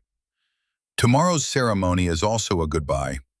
I'm being reassigned to Fort Bragg, cultural intervention for their Special Forces training program." Silence. Then Quincy. "When?" "Friday evening." Brock's face went through several emotions before settling on acceptance. "Makes sense. They need you more than we do now. You'll continue training under Staff Sergeant Webb. He'll maintain the standards we've established. Will you come back?" "If you need me, but I don't think you will." Sloan, quiet until now. "You changed everything here, Chief. These guys went from being the worst kind of Marines to teachers. That's because of you. That's because of them. I just provided the framework." Brock stood, extended his hand. "Thank you, Chief Marlowe, for seeing what we could be when we couldn't see it ourselves." She shook his hand. "Thank you for doing the work." The others stood, shook hands, said quiet goodbyes that carried the weight of transformation. When they left, Gideon Webb entered. "Heard you're leaving us." "Orders. Those Marines, they're going to keep this going. You built something real here." "They built it. I just pointed them in the right direction." Webb smiled. "Your brother used to say the same thing, that the best instructors make themselves obsolete." He was right. He usually was. Webb handed her a folder. "This arrived this morning. Figured you'd want to see it before you left." Dex opened it. Inside, official commendation letters, one from each of the 3 Marines, recommending Chief Marlowe for the Navy and Marine Corps Commendation Medal for exceptional leadership and cultural reformation. Her hands didn't shake, but it was close. "They submitted those without telling you," Webb said. "Wanted it to be a surprise." "It is. Good surprise?" "Yeah, good surprise." Friday morning, the ceremony. Building 12's main hall, 200 people in attendance. Marines, Navy personnel, base command staff, even Major Rousseau, who'd flown back from Canada specifically for this. Lieutenant Ashford stood at the podium. 90 days ago, this facility was on the verge of permanent closure. Toxic culture, unsafe practices, a failure of leadership at multiple levels. He looked at the 3 Marines standing at attention in dress uniforms. "Today, we're here to recognize not just reformation, but transformation." He called them forward one at a time. "Corporal Brock Halstead, You entered this program as the embodiment of everything wrong with modern combatives culture. You exited as a teacher, a leader, and an example of what's possible when ego surrenders to excellence. Brock received his certification with hands that didn't shake. Sergeant Callum Thorne, your analytical mind was always your strength, but you've learned to pair it with humility and empathy. Your technical manual will influence training across multiple services. Callum accepted his certification with quiet pride. Lance Corporal Quincy Brennan, you've transformed from someone who used platforms to mock into someone who uses them to educate. Your digital outreach has reached over 2 million people with messages of respect-based training. Quincy's grin was genuine. Then Ashford gestured to Dex. And Chief Petty Officer Declan Marlowe, you were sent here to evaluate a failing program. Instead, you rebuilt it from the ground up. You took 3 Marines who deserved punishment and gave them purpose. You took a toxic culture and transformed it into a model others will study. He picked up a shadow box from the table beside him. This facility is being renamed. Effective immediately, Building 12, Bay 3, is now the Marlowe Combat Wing. He unveiled the plaque. In memory of Captain Ethan Marlowe, DEVGRU, who taught us combat is geometry, not anger. In honor of Chief Declan Marlowe, who taught us respect is a force multiplier. Dex's vision blurred, just for a second. Then she blinked it clear and accepted the shadow box. Inside, the plaque. A photo of all 4 Marines with her, taken last week, all of them bowing in perfect synchronization.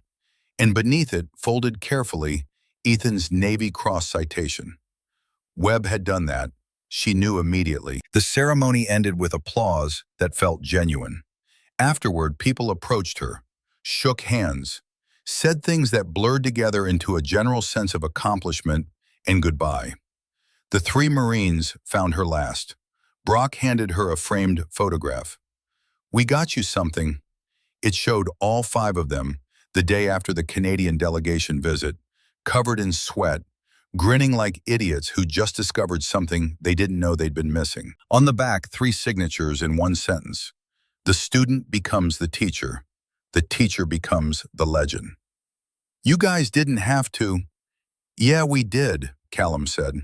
Quincy, will you actually come back if we need you? Promise. Good, because Pendleton's asking questions. Wants to know if you can do for them what you did here.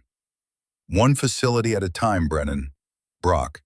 Chief, I just want to say, you were right about all of it. Combat is problem solving. Respect is foundation. Silence is strength. Everything. I know, he laughed. Of course you do. They left. Dex packed her quarters that evening. 1 duffel, 1 folder, 1 shadow box that meant more than any medal. At 2100 hours, her phone rang. Unknown number. Chief Marlowe? Speaking. This is Command Master Chief Rivera, Nav Spec War. I'm calling about Fort Bragg. I received the orders, Master Chief.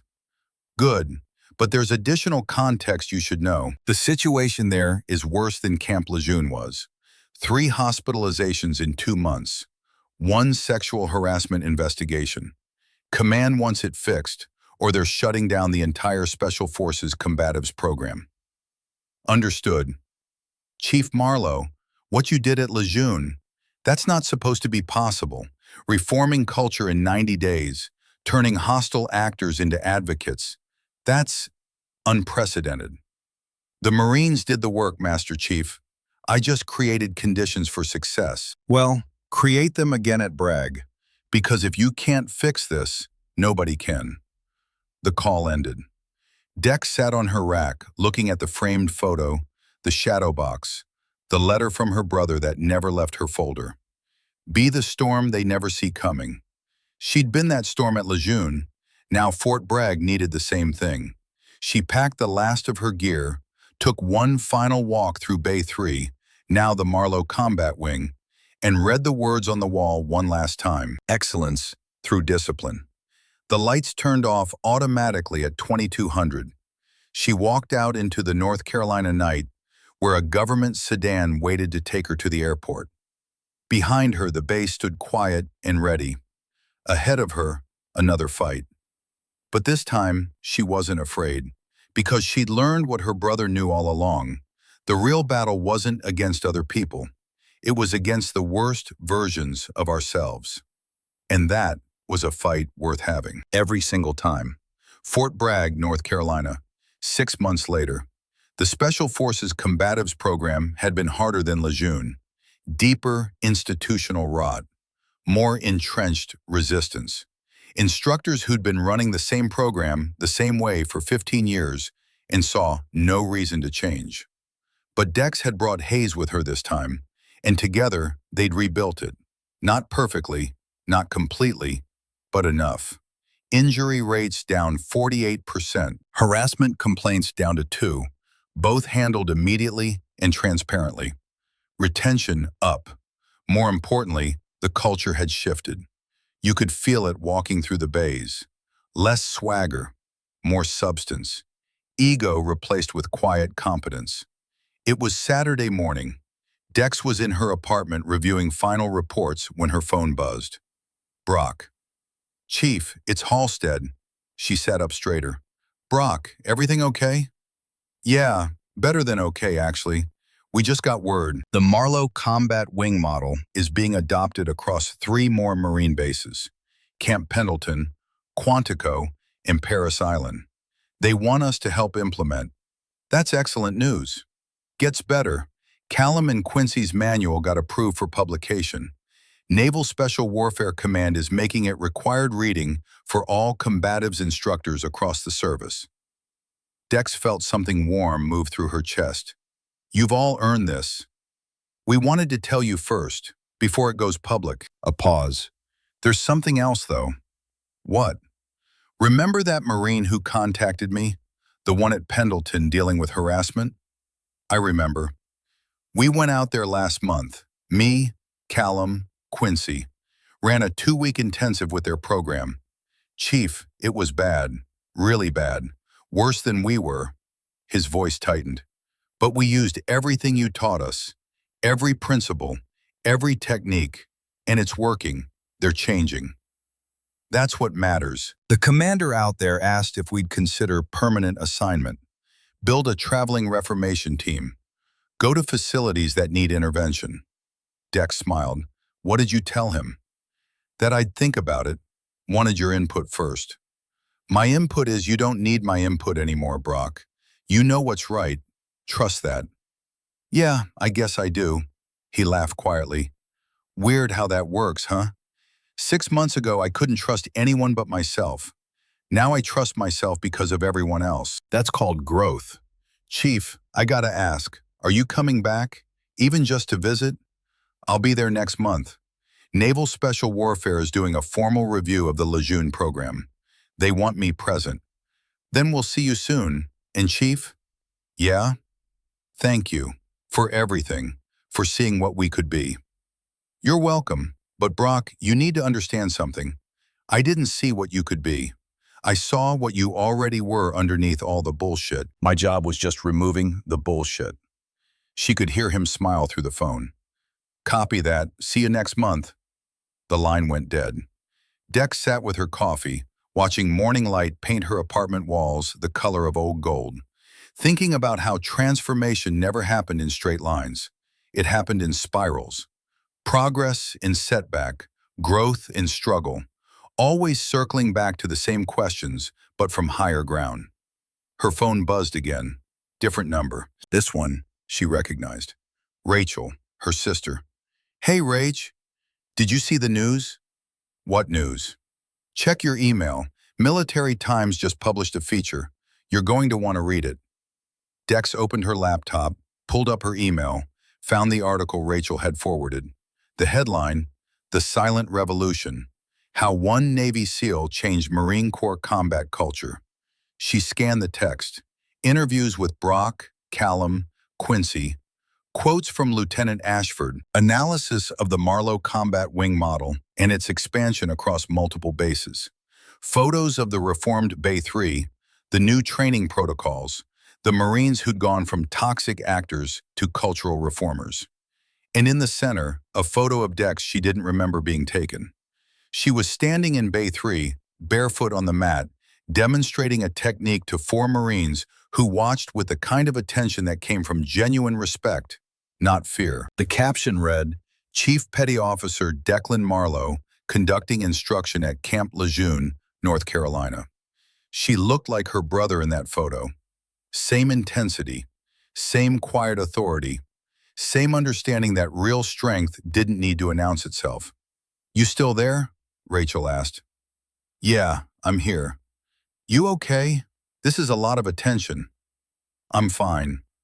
Dex, you reformed an entire training culture in 90 days. That's not fine. That's exceptional. You're allowed to feel proud. I didn't do it alone. I know, but you started it. That counts for something. Rachel's voice softened. Ethan would be so proud of you. You know that, right? The words hit harder than expected. Dex's throat tightened. I hope so. I know so. He told me once, years ago, that you were the strongest person he'd ever met. Not physically, emotionally. He said you had this ability to see people's potential even when they couldn't see it themselves. Rachel paused. Looks like he was right. Rach, let yourself have this, Dex. Let yourself be proud. You've earned it. They talked for another 20 minutes about normal things. Rachel's kids, her husband's new job, the backyard renovation they were planning. Civilian life, simple and uncomplicated. The kind of existence Dex had never quite figured out how to want. When they hung up, Dex sat with the Military Times article still open on her screen. The final paragraph caught her attention.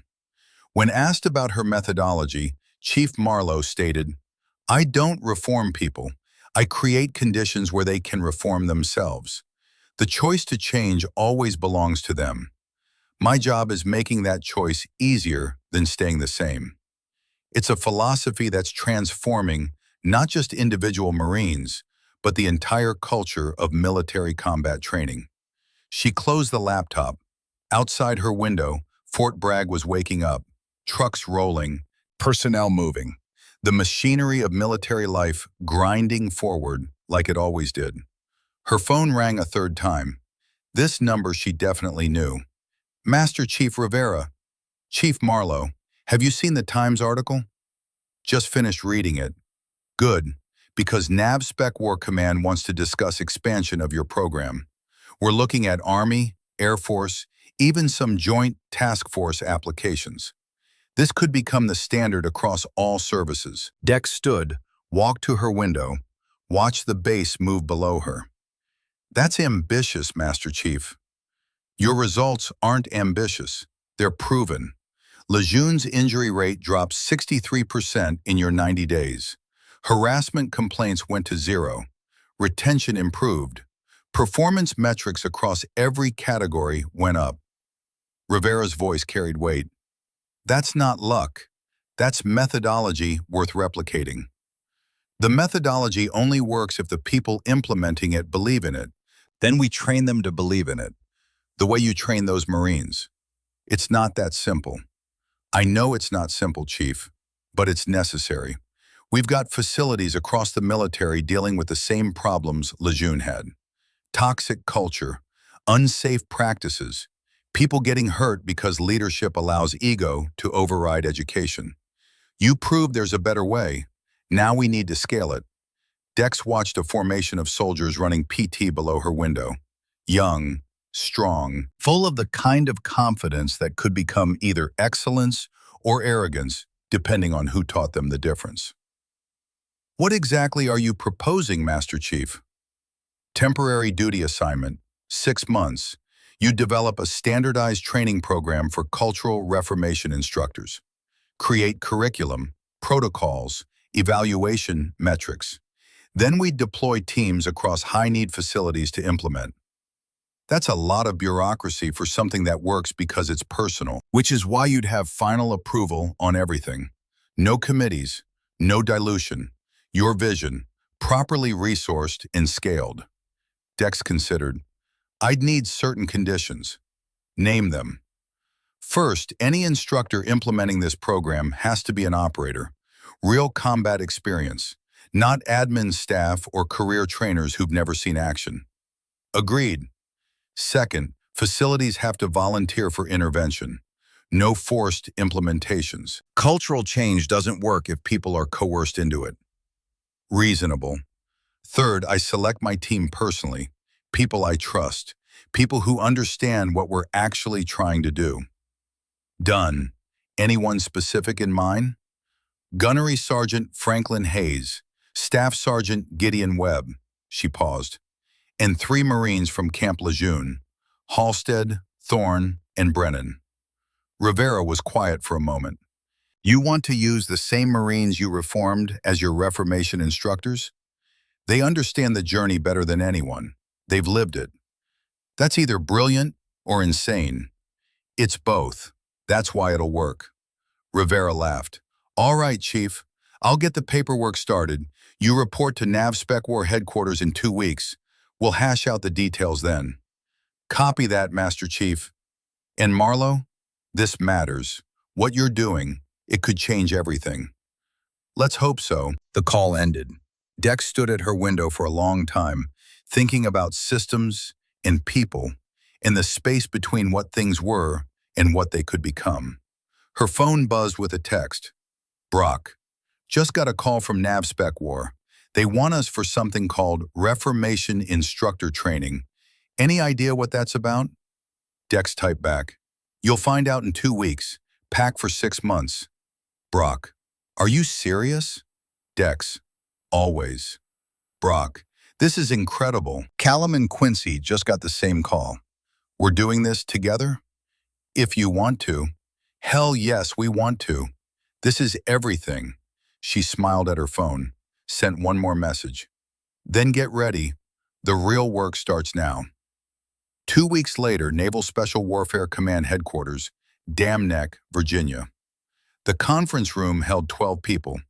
Dex at the head of the table, Master Chief Rivera to her right, Gunnery Sergeant Hayes and Staff Sergeant Webb across from each other. Brock, Callum, and Quincy together on one side, still looking slightly awed to be in this room, and 5 other operators Dex had personally selected from various commands, people she'd worked with over the years, people who understood that real strength came from discipline, not dominance.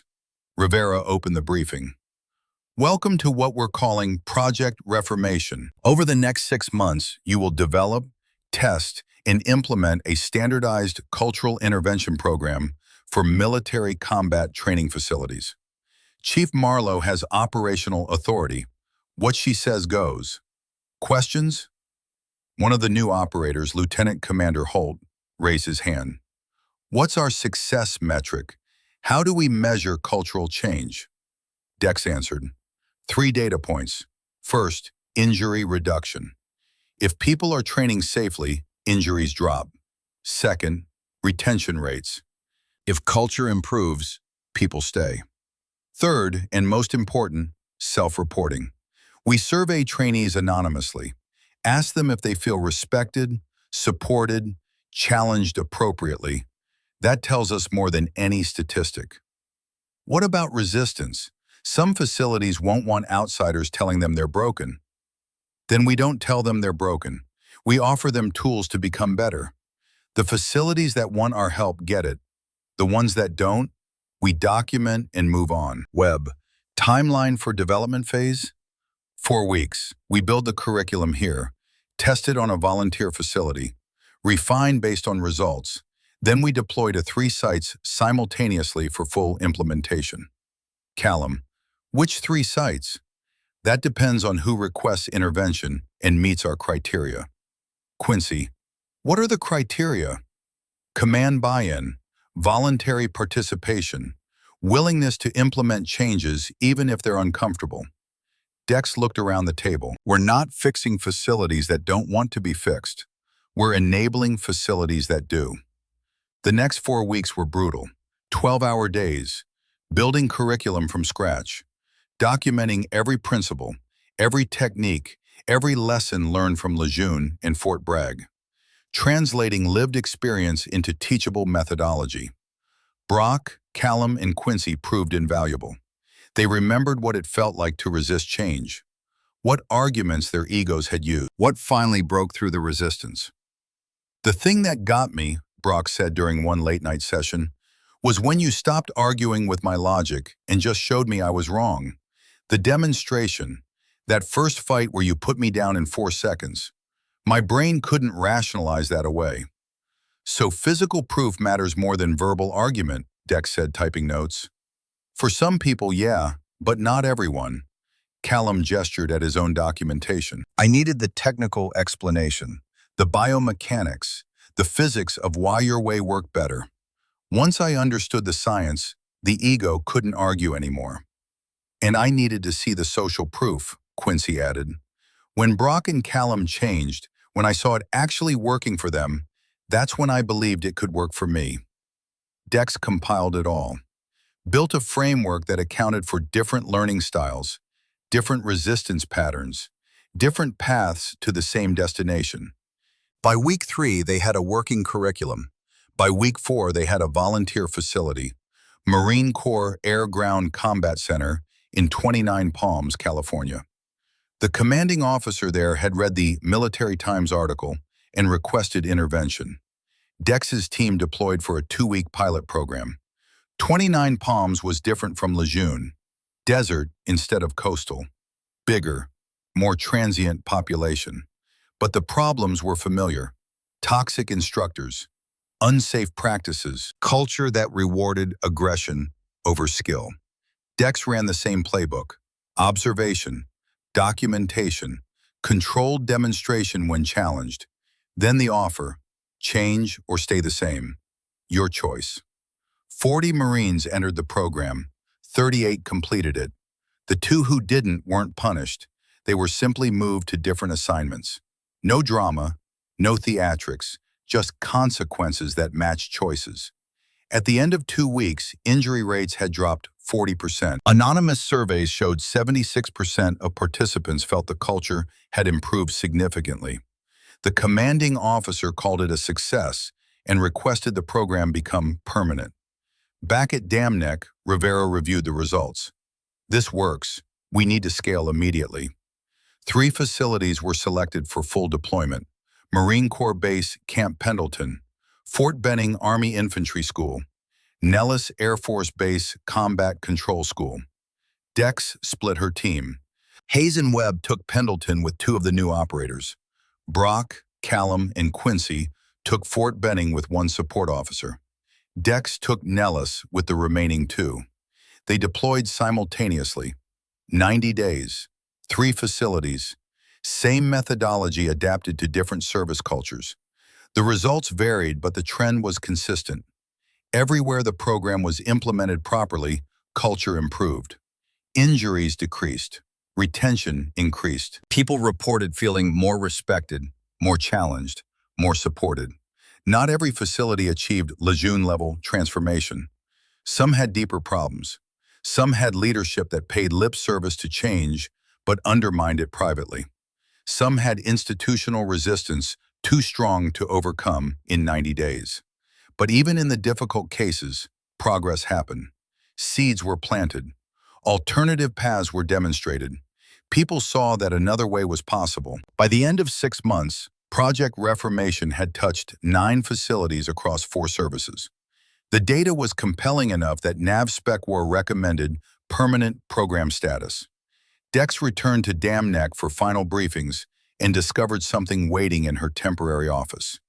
A package, no return address, postmarked from Okinawa, Japan. She opened it carefully. Inside, a photograph, black and white, old, showing a young Marine in the 1950s standing in a dojo, surrounded by Japanese karate masters. The Marine was tall, serious, looking at the camera with a kind of intensity that transcended decades. A note was attached in shaky handwriting. "Chief Marlowe, I read about your work in the Times. This photo is my grandfather, Captain James Barrett, USMC. He studied Shotokan in Okinawa in 1955 and brought it back to the Marines. Started the first karate program at Quantico. He believed martial arts could transform military culture, make it more disciplined, more respectful. He died before seeing it happen. But you're doing it now. He would be proud. So am I. Sloane Barrett. Dex's hands trembled slightly. She hadn't realized that Sloane came from lineage that stretched back to the very beginning of karate in the American military. She set the photo on her desk, next to the shadow box from Lejeune, next to Ethan's letter that never left her sight. 3 generations, same mission, different methods, same truth. That real warriors weren't made through dominance, but through discipline. Not through fear, but through respect. Her phone rang, Ashford from Lejeune. Chief Marlowe, got news you'll want to hear. I'm listening. The Marlowe Combat Wing just graduated its 50th class. 500 Marines total have gone through the program in the last 6 months. 0 harassment complaints, 0 serious injuries. Retention rate is 94%, highest in the entire Marine Corps. That's excellent, Lieutenant. It gets better. Command is making it the model for all future combatives facilities. Every new instructor has to complete a Marlowe Method certification before they can teach. He paused. You built something that's going to outlive all of us, Chief. We built it, not just me. Yeah, but you started it. That's the hard part. After the call ended, Dex walked outside into the Virginia afternoon. The air smelled like salt and possibility. She found a bench overlooking the water and sat down, letting 6 months of constant work settle into her bones. Her phone buzzed with a message. Group text from Brock, Callum, and Quincy. Brock. Fort Benning program just got approved for permanent status. They want us to stay and run it. Callum. We're considering it, but wanted to check with you first. Is this what you wanted? For us to become the thing we used to hate? Instructors who actually give a damn? Dex smiled and typed back. This is exactly what I wanted. Go build something good. Brock, copy that. And Chief, thank you for everything, for never giving up on us even when we'd given up on ourselves. Dex, you never gave up on yourselves. You just forgot how to see your own potential. My job was reminding you. Callum, will we see you again? Dex, count on it. She put the phone away and sat watching the water, thinking about cycles and spirals and the way good things propagated when you built them on the right foundation. 3 months later, the call came that changed everything. Dex was back at Fort Bragg, wrapping up her work there, preparing for her next assignment. The Special Forces program had stabilized. Culture was better. Not perfect, but measurably improved. Her phone showed an unfamiliar number. She almost didn't answer. Marlowe, Chief, this is Admiral Catherine Reeves, Nav Spec War Commander. Dex stood immediately. Admiral, how can I help you? I've been reviewing the Reformation Project results.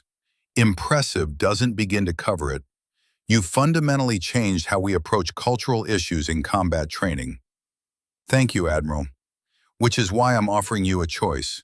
You can return to active SEAL team operations. Your Team 7 commander has requested you back. Or you can accept a new position we're creating specifically for this work. What position? Director of Cultural Development and Combat Training Reform. You'd have authority across all Naval Special Warfare training facilities. Budget, staff, autonomy to implement programs as you see fit. Reeves paused. It's a desk job in title, but in practice, you'd be doing exactly what you've been doing, just with official backing and resources. Dex walked to her window, looked out at the base that had challenged her in different ways in Lejeune. Can I think about it? You have 48 hours. After that, I need an answer. The call ended. Dex sat with the decision for 2 days, called Rachel, called Webb, called Hayes, even called Brock, who laughed and said, Chief, you're asking the guy you reformed for advice on whether to keep reforming people? That's some meta shit right there. So what should I do? What do you want to do? That was the question. What did she want? She pulled out Ethan's letter, read it for the thousandth time. Make them better, even when they don't deserve it. Especially then. That night she made her decision. She called Admiral Reeves. I accept the position, Admiral, on one condition. Name it. I report to you directly. No intermediary command structures. If I'm going to do this, I need the authority to act without bureaucratic interference. Agreed. When can you start? 30 days. I have one more thing to do first. What's that? Go back to where it started. 4 weeks later, Dex walked through the gates of Camp Lejeune for the first time in 8 months. The place looked the same, but felt different, like returning to a house you'd grown up in and finding it smaller than you remembered. She made her way to Building 12, the Marlowe Combat Wing. Bay 3 was full, a class in session. 50 Marines moving through partner drills with precision and focus. The instructor was someone she didn't recognize, young, professional, running the techniques she'd developed with the same care she demanded. Staff Sergeant Webb saw her from the observation area and grinned. Chief Marlowe, welcome home. This isn't home, Gideon. It's just where I learned something important. What's that? That broken things can be fixed if you care enough to do the work. They watched the class for a while in comfortable silence. Heard you got promoted, Webb said. Director of Cultural Development. That's a hell of a title. It's a hell of a responsibility. You'll be good at it. You've been doing it unofficially for months anyway. The class ended. The Marines bowed to each other, to their instructor, to the dojo itself. Then they filed out with the kind of quiet professionalism that came from genuine discipline. One Marine lingered, approached Dex and Webb with recognition on his face. Chief Marlowe? I'm Corporal Davies. I went through the program 4 months ago. Just wanted to say thank you. This place changed my life. How so? I was heading down a bad path, anger issues, fighting outside of training, almost got kicked out. He gestured at the bay. But this program taught me that strength isn't about hurting people. It's about controlling yourself even when you could hurt people. That one idea saved my career. I'm glad it helped. It did more than help, Chief. It gave me a different way to be, a better way. He extended his hand. So thank you for building this. Dex shook his hand, watched him leave. Webb chuckled. You get a lot of that? More than I expected. Get used to it. You built something that matters. People remember that. That evening, Dex stood alone in Bay 3 after everyone else had gone. The space was quiet except for the hum of ventilation and the distant sound of base operations winding down. She walked to the center mat, took off her boots, and began to move. Kata. The same form she'd done that first morning 8 months ago when a janitor had watched and seen something he recognized. Heian Shodan. Teki Nidan. Basai Dai. Movement as meditation. Technique as prayer. She finished and stood in the silence, breathing controlled, mind clear. You know, he'd be really proud of you. She turned. Gideon Webb stood in the doorway, hands in pockets, watching with the expression of someone who'd seen a lot of things, but never stopped being impressed by excellence. My brother? Yeah, Ethan. He used to talk about you when we served together. Said you were the real warrior in the family, that you had something he didn't. What was that? Patience, the ability to see potential in people and wait for them to see it themselves. Webb walked onto the mat. He was brilliant, best combat instructor I ever met, but he was impatient, wanted results immediately. You're different. You understand that real change takes time. Dex looked at the plaque on the wall, her brother's name, her own name, a legacy she never asked for but had learned to carry. I'm just trying to do what he would have done. No, Webb said quietly, you're doing what he couldn't, and that's okay. That's how it's supposed to work. Each generation takes what the previous one built and makes it better. He left her alone with that thought. Dex packed her bag, took one last look at the bay that had changed everything, and walked out into the North Carolina night. Her flight left at 0600. New assignment, new challenges, New facilities full of people who didn't know yet that they could be better. But she knew, and that was enough. 1 year after that, Dex stood in front of a conference room filled with 200 combat instructors from across all military services. The annual Combat Training Summit, usually a place for demonstrations and equipment sales and political posturing. This year, Admiral Reeves had given Dex the keynote. She stood at the podium looking out at faces that ranged from skeptical to curious to openly hostile. She didn't use slides at first, didn't need them. My name is Chief Petty Officer Declan Marlowe. 3 years ago, I was sent to evaluate a Marine Corps facility for potential closure. That facility was toxic, unsafe, run by ego instead of excellence. I was supposed to recommend shutting it down. She paused. Instead, I rebuilt it. And in doing so, I learned something that changed how I understand our entire profession. The room was silent. We talk about making warriors, about forging soldiers and Marines and airmen who can survive combat and complete missions. But we've forgotten something crucial. Warriors aren't made through dominance. They're made through discipline. Not through fear, but through respect. Not by breaking people down, but by building them up to their full potential. She clicked to the first slide. A photo of Bay 3 at Lejeune. Before. This is what toxic culture looks like. Injury rates through the roof. Harassment complaints constant. People leaving the service because the training environment was worse than combat. Next slide. Bay 3 after Reformation. This is what happens when you rebuild culture on respect. Same people, same facility, completely different outcomes. 0 serious injuries in 6 months.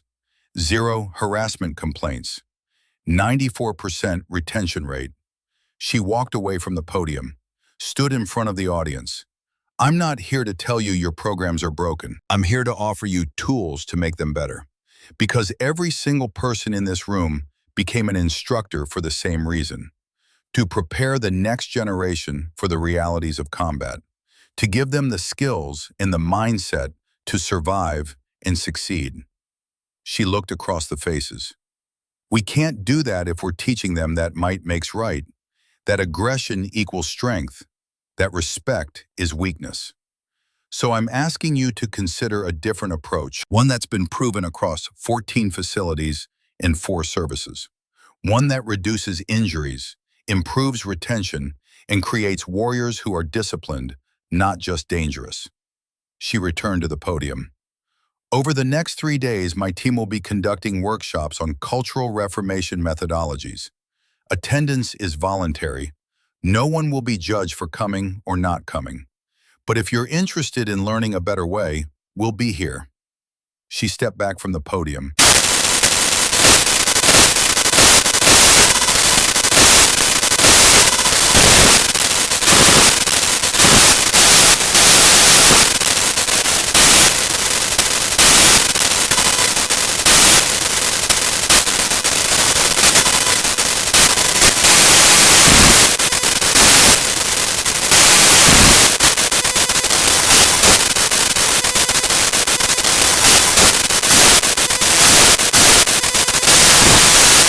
Hayes and Webb ran sessions on practical implementation. The questions were hard, the skepticism real, but so was the hunger for solutions. By the end of the summit, 63 facilities had requested full Reformation program implementation.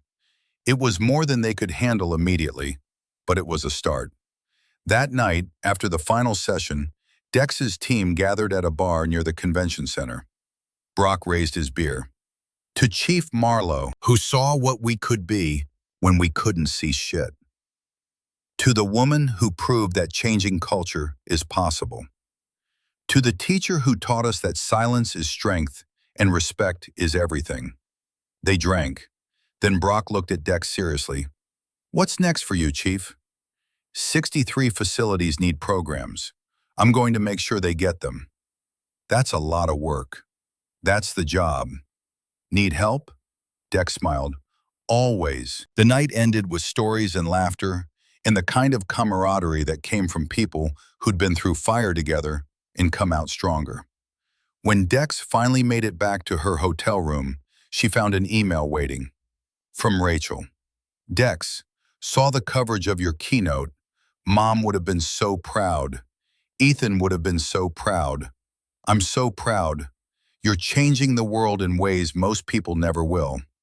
Don't forget to take care of yourself while you're taking care of everyone else. Love you. Our Dex typed back. Love you too. And I promise I'm okay. Better than okay. I finally found what I'm supposed to be doing. She closed the laptop and pulled out the photo Sloan had sent. Captain James Barrett in Okinawa, teaching karate to Marines 70 years ago. 4 generations now, same mission. And a 5th generation coming up through programs built on respect instead of dominance. Young instructors who'd learned a different way and would teach it to the next group who would teach it to the next. A legacy that would outlive all of them. Dex set the photo on the nightstand next to Ethan's letter and the shadow box from Lejeune. Then she lay down and closed her eyes, thinking about spirals and cycles and the long, slow work of making things better. The fight wasn't over. It would never be over. But for the first time in her life, Dex understood that some fights weren't meant to be won. They were meant to be fought, every day, with discipline and patience and the quiet certainty that respect was stronger than dominance, that silence was more powerful than noise, that the real warriors were the ones who lifted people up instead of breaking them down. She fell asleep to the sound of distant traffic and the ghost of her brother's voice saying what he always said, "Be the storm they never see coming." She had been, she still was, and tomorrow she'd do it all again. Because that was the work, that was the mission, that was enough.